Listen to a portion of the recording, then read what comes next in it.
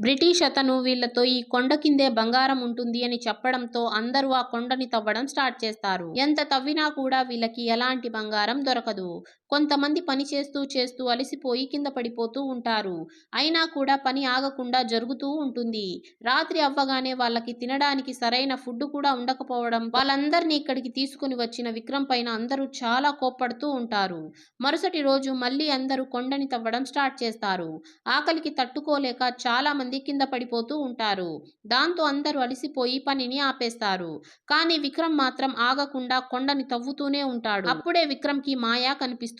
మాయా విక్రమ్ తో ఆ కొండకి ఈ బంగారానికి కాపలాగా నేను మాత్రమే కాదు నువ్వు కూడా ఉండాలి, నాతో కలిసి పని చెయ్యి అని అంటుంది.